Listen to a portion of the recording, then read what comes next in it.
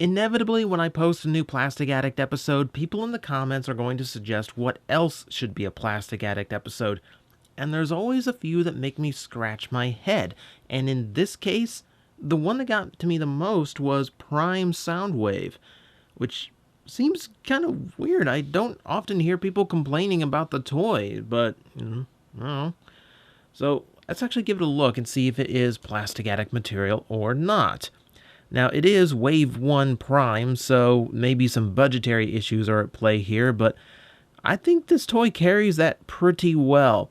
As you can see, Soundwave, rather than being the traditional tape deck or whatnot, ends up being a drone, a Predator more specifically, which isn't too bad. Like, it is still very stealthy, very much an infiltration device. I feel like this is about as close as you get to giving Soundwave a vehicle while still maintaining his original spy-style persona. If you can call it a spy style. You know, recording, infiltrating, escaping, espionage stuff. That's the kind of thing. We're going Metal Gear Soundwave here. But I think this works out pretty well for it, and I think it looks pretty good. It is molded in kind of a metallic plastic, which it's a strange taste. It's that silver blue that they use to represent like steel, and I think it works pretty well here. And deco-wise, all you really have in this mode is a few hits of this bright pink for energon lines exposed through, which I like as a detail. I really think that works well. I wish there was a little bit more of it, but I don't know. It's a nice hit of color on this mode. And you can see, of course, there's a bunch of black here and there as well. Mostly exposed molding bits for robot mode. They have to be a little bit sturdier, or in some cases a little bit weaker. The tail fins are made of a more flexible, soft plastic, so they are not going to be so easily broken.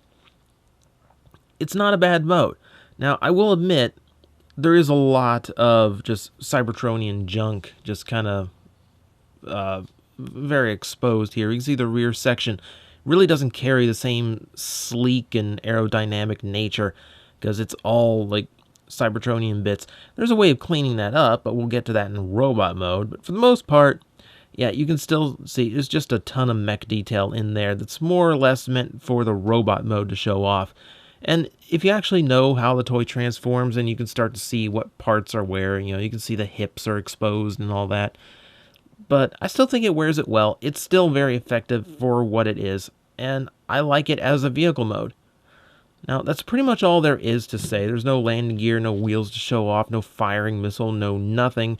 There's an accessory I can plug into that, but I think it's better left for robot mode to show off. So I think we'll go ahead and get to that, which means we pull the wings like so, which actually peg into the little slots they leave open for like ball joints and mushroom pegs, which I think is a clever reuse of some necessary engineering.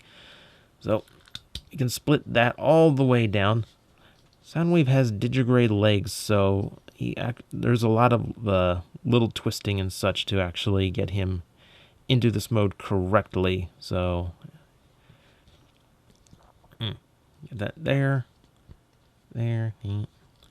A lot of little bits in the legs that have to go into the right positions. Okay, so now with that out of the way, we've got the arms to work with, which fold out.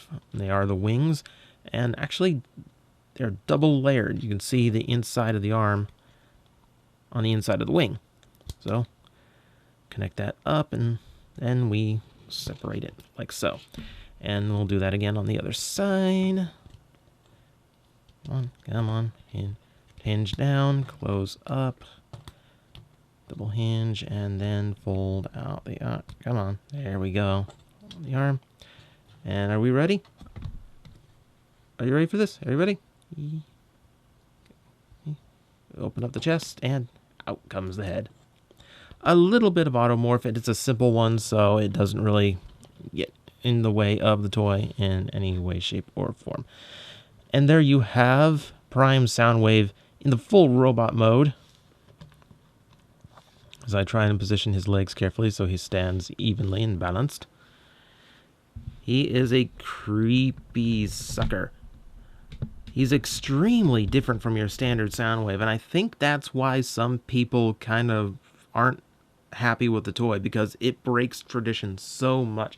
But I think there is a spirit of what Soundwave is in here and exemplified more, because he's always the saboteur, the espionage agent among the Decepticons, and this kind of brings that silent side of his persona to full fruition. And I think it really worked. I think it really worked. And we'll kind of get into a little bit more why it worked later. First off, an extremely unique head design. Now, if you look at it, there are elements of the Decepticon emblem in there, just as the original was based off of Soundwave's head. So he does retain some of that original head design, but of course the main feature is the fact that he has no face whatsoever.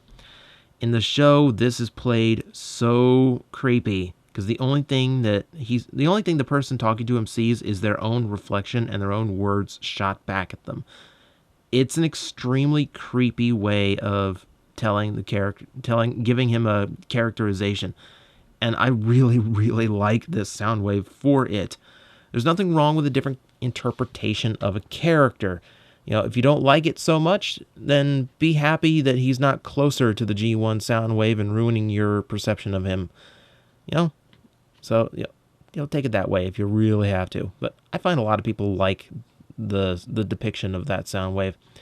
As you can see, the big detail to him, and something they carried over from the cartoon really well, is how lanky and thin a lot of his proportions are. The wings in jet mode were already thin enough, and now we've unfolded them to be even thinner, giving him these razor-like arms, which is so creepy and appropriate. And you can see on the ends little tiny fingers and claws to fill out his hands. They have a very, very, just very creepy look to them. Ugh. Like you expect the tentacles to pop out at any second.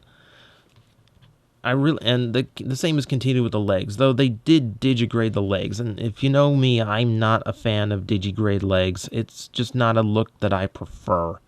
But, well, it's what they gave him, and the toy reflects it, so not much we can do about that. As you can see, in this mode, we do have a lot more detail to show off because everything here was on the underside of the vehicle mode. We got a little bit more of the neon pink showing off, a little bit on the legs, a little bit on the hips, and of course we can still see it on the top of the shoulders from the robot mode. The inside of the arms are done up in purple to kind of bring out more of their detail. And it does give him a little bit more of a traditional Soundwave coloring, though every angle I try to show it off hits my light, so it's hard to actually show you the color. There we go. I gotta figure out better lighting. So there's a little bit of that, and it's up to the top of the shoulder as well, so you get a little bit more color variance here, just to make it stand out more. And you can see a lot of extra molding, and I really think they did a good job, coming up with that intricate armor, that kind of G1, that kind of animated kind of movie aesthetic, where everything is kind of sleek down and everything is efficiently designed, but it still looks really complex, and there's a lot of little bits hanging off everywhere. You can really see that in his chest as well. For articulation, you got quite a bit going on here. The head is spring-loaded, but it is on something of a ball joint, so it does have a little bit of range here and there. It's fairly restricted, but enough. You get shoulders, which go outward in a weird kind of angle, but you do have a bicep rotation to actually fix that. And because of the way he transforms, his arms also have an extra ball joint here, which means his elbow is doubled up with a full 180 degrees of rotation going on. That is cool. And that also allows you to hang his arms at a more natural direction downward. So that's a part I like. Do we have waist articulation? Yes, we do. It's just getting a rarer and rarer feature. The ball jointed hips work pretty well. Lots of range in them, lots of room. The thighs have a good swivel to them.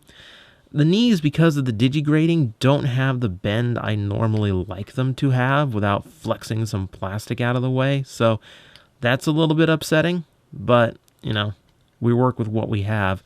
And then there's the crazy assemblage here in the legs, which you can bring all of this down in get a lot of it out of the way. Like, you can fold this up and get it out of the way or leave it down. I prefer leaving it down as a heel spur, just to make sure it stays upright in all my little poses. So he works out pretty well. He's got some good posing range to him. And that is not all for Soundwave, because of course it's hard to call him Soundwave without a few minions to call on. So his chest actually flies off, and with a little bit of adjusting becomes the prime version of Laserbeak. Admittedly, as Laserbeaks go, he's not exactly the most condor of looking Laserbeaks, but he does count in that he's a little winged drone that flies off and does spying for him, and it still works exactly like Laserbeak does, so that's good. And you even get a little bit of articulation in those hinges on the wings, so he can kind of flap and, angle the way you liked him to. If you ever got the remold, he actually came with a Ravage instead, and it still fits in his chest the same way, so you can have either one in either chest, which I thought was a really cool bit of engineering. But normally, he just kind of sticks in there in the chest and completes the look of the robot mode. He does look kind of hollow without Laserbeak in there, though still, I guess, still passable as a robot at least, so it doesn't look like there's anything major missing. Now, in the vehicle mode, he can actually peg into there, but it just kind of looks like Laserbeak riding him in vehicle mode. The more important ones for Laserbeak are here on the hands, which again is something they used as a transformation component. So again, reusing ports and such. Nice engineering. And he can kind of perch there on Soundwave's hand like a pet bird, which is kind of, in its really creepy way, kind of cute. There's some actual pet bird functions to Laserbeak here. So I actually really like that. It's a little bit of characterful gimmick going on. And it keeps the whole minion stored in his chest thing going. I generally prefer the look of Laserbeak inside the chest, though. Much more detailed, much more solid looking. So that's how it works for me. So that's pretty much Prime Soundwave. The first wave Prime figures are pretty simple, so there's really not a whole lot to talk about here. But I think it was a good, solid figure for its time. Might not have been worth the price to you, because he is very svelte, he is very lanky, and he does not feel a deluxe when you hold him. But the detailing is really, really good. The articulation is good. He has a very characterful gimmick that does not get in the way. We even worked in an automorph head flip. So I really find nothing to complain about with this toy. He's a perfectly good Prime figure. One of the better ones from the first wave. One of the better ones from the series, really. And if you do have a problem with him just because he's not the Soundwave you remember, not every version of a character has to be the same. Sometimes it's just the same name on a different character. That happens a lot, and it's really, not a whole lot, not a whole lot worth complaining about. It's definitely not a plastic addict thing. Now, if you want Soundwave that's going to differ from your original concept of Soundwave, go look up the Beast Wars one. That one will give you that'll make, if this Soundwave offends you because it is not G1 Soundwave, that Beast Wars Soundwave will make your head pop.